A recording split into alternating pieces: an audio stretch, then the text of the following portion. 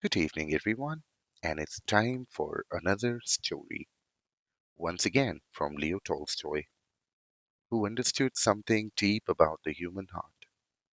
This story asks a simple question: how much land does a person really need? Let's begin. Long ago, in a quiet countryside village, two sisters sat together talking. The older sister had come from the city. She wore fine clothes and spoke proudly about the exciting life she lived.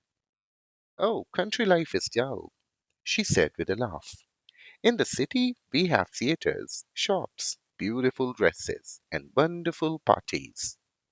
The younger sister, who was a farmer's wife, simply smiled. Well, she replied gently, maybe our life is simple, but it is honest and peaceful. We may not have fancy things, but we sleep without worry. Their conversation drifted through the open doorway where the younger sister's husband, Pahom, was quietly listening. Pahom thought about what they said. He loved his simple life, but something in his heart stirred. He muttered to himself, if only I had more land, just a little more land, I wouldn't fear anything, not even the devil. And just like that, a small seed of desire was planted. Not long after, an opportunity came. Some land nearby was being sold, and Pahom managed to buy a small piece. At first, he felt proud and satisfied. He walked across his fields, breathing in the fresh earth and thinking, yes, this is good. But slowly that feeling faded. Soon he began to notice something. The neighboring farms looked bigger, their fields stretched farther, and again the thought returned. If only I had a little more land, then I would truly be happy. So Pahom moved to another village where land was cheaper. There, he bought much more land than before. For a while, he was delighted, but desire has a strange way of growing. Soon, even that land felt small. One day, a traveler told him about a distant tribe who sold land in a very unusual way. Their offer sounded almost unbelievable. For 1,000 rubles, a man could claim as much land as he could walk around in a single day. Rubles is the currency in Russia. There was one rule though.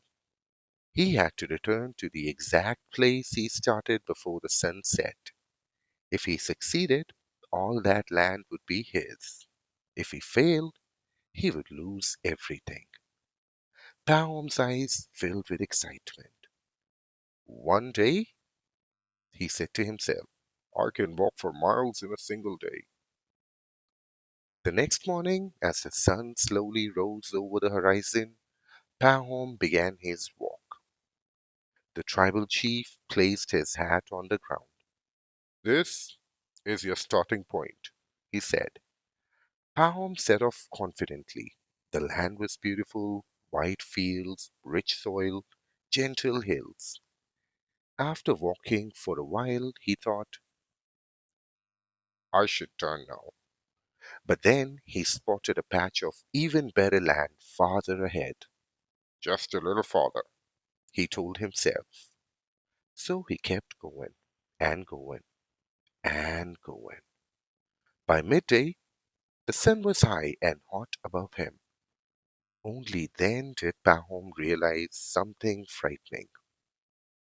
He had gone much too far, and he still had to return. Pahom began walking quickly. Soon he was running. The sun started sinking lower in the sky. His chest burned. His legs trembled. But the hill where he started was still far away. The people by the hill were tiny dots in the distance. The chief stood there watching, waiting. The sun slipped closer and closer to the horizon. Pahom ran with all the strength left in his body. His breath grew ragged, his vision blurred, but he kept running because he could not lose the land. At last, just as the sun touched the edge of the earth, Pahom reached the hill.